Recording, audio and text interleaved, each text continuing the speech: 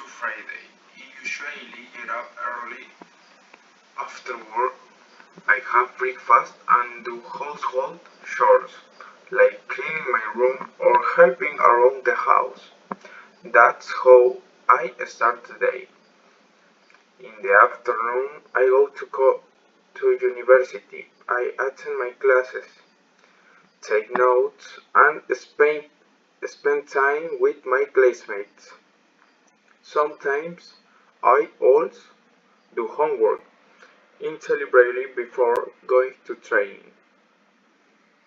In the evening, after college, I go to the gym. I like to exercise because it helps me de-stress.